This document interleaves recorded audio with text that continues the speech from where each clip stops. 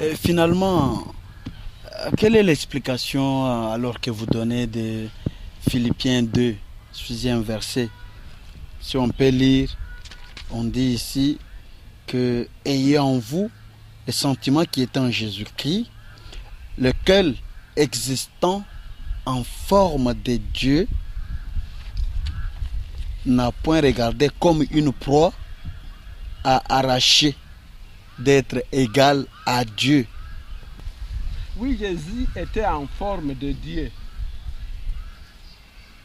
Le mot grec utilisé est morphi, forme, et non pas schéma, qui signifierait apparence extérieure, et surtout pas ousia,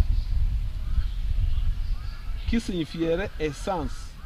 Donc, il n'est pas de l'essence divine et il n'est pas non plus, n'avait pas l'apparence extérieure de Dieu. Mais on dit morphi, il avait la forme de Dieu. Jésus lui-même, ou mieux, David, comme préfiguration de Christ, ne dit-il pas dans Psaume 46 à 9? Je vais le lire avec rapport. Psaume 46. Tu les as multipliés, Yahvé mon Dieu, tes merveilles, et pour tes desseins en notre faveur, nul n'est comparable à toi. Et je continue. Je voudrais les publier et les proclamer. Il y en a trop pour en faire les récits. Le verset 8. Au sacrifice et à l'oblation, tu ne te complais pas, mais tu m'as creusé des oreilles. L'holocauste et la victime expiatoire, tu ne les demandes pas. Alors j'ai dit, voici que je viens avec les rouleaux du livre écrit pour moi, à faire ton bon plaisir, mon Dieu. Je me complais et ta loi est au milieu de mes entrailles. Je suis allé très loin pour vous montrer que ce passage concerne Jésus. David donc en parle dans la préfiguration de Jésus. Et donc, Jésus reconnaît que nul n'est comparable à Yahvé. Nul, ça signifie tout.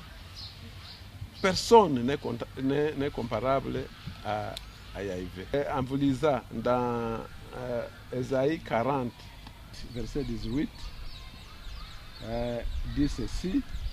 C'est un peu comme la réponse de Dieu à ce que venait de dire Jésus. Nul n'est comparable à toi, Yahvé. Et le verset 18 d'Ésaïe 40 dit ceci. À qui voulez-vous me comparer?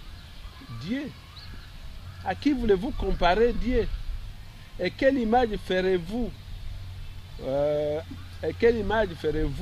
son égal? Et puis, verset 25 à 26, à qui me comparerez-vous pour que je lui ressemble, dit les saints. Là, c'est Yahvé qui parle. Verset 26, levez vos yeux à haut et regardez qui a créé ces choses. Qui fait marcher en ordre leur armée? Il les appelle toutes par leur nom, par son grand pouvoir et par sa force puissante. Il n'en est pas une qui fasse défaut. Vous comprenez vous-même donc que Philippiens dit que Jésus était dans la forme de Dieu. Ne veut pas dire que Jésus était l'égal de Dieu. Jamais Jésus n'était l'égal de Dieu. Parce que à mes endroits d'ailleurs dans la Bible, il dit mon Père est plus grand que moi. Il est dit Dieu est le chef du Christ, le Christ est le chef de l'homme et l'homme est le chef de la femme. Donc, je crois que là, je suis clair.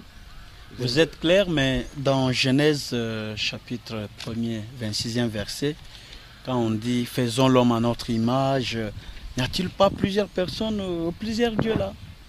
C'est pas Dieu qui parlait à Jésus? Oui, il faut que nous lisions ça.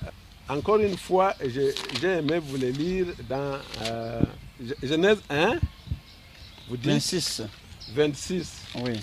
Dieu dit, faisons l'homme à notre image, comme notre ressemblance, et qui domine sur les poissons de la mer, les oiseaux du ciel, les bestiaux, toutes les bêtes sauvages et toutes les bestioles qui rampent sur la terre. Attention, le verset qui suit dit ceci. Et Dieu créa l'homme à son image. Et donc, je vais vous lire un commentaire intelligemment donné par la Bible de Jérusalem. La Bible de Jérusalem dit ceci.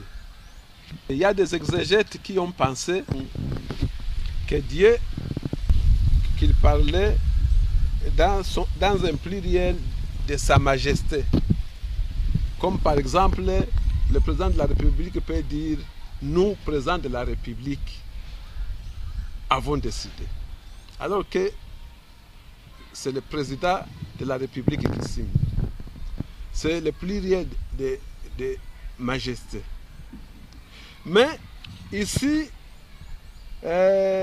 l'auteur de cette Bible, il dit ceci. Bien que cela soit rare en hébreu, il semble que nous avons ici un pluriel délibératif. Lorsque Dieu, comme en Genèse 11, 7, je renvoie ce qui m'écoute aussi à Genèse 11, 7, verset 7, ou n'importe quelle autre personne parle avec soi-même. La grammaire hébraïque semble conseiller l'emploi du pluriel. Les Grecs, donc la grammaire française, la grammaire hébraïque semble conseiller l'emploi du pluriel. Donc quand Dieu dit « faisons l'homme à notre ressemblance », il parlait à soi-même. Il parlait à soi-même, mais je vais vous dire aussi que dans Matthieu, du 3e au 4e verset,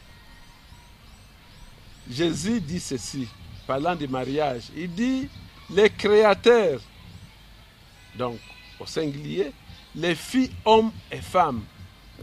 Donc, il n'a pas dit, nous les filles, hommes et femmes. Je crois que j'ai répondu à cette question. Ne croyez-vous pas que Jésus est aussi Jésus, puis Alpha et Oméga? De je suis, Jésus l'a effectivement reçu de son Père, comme expliqué dans Jean 5, 26. Dans Jean 5, 26, comme le Père, en effet, a la vie en lui-même, de même a-t-il donné au Fils d'avoir aussi la vie en lui-même.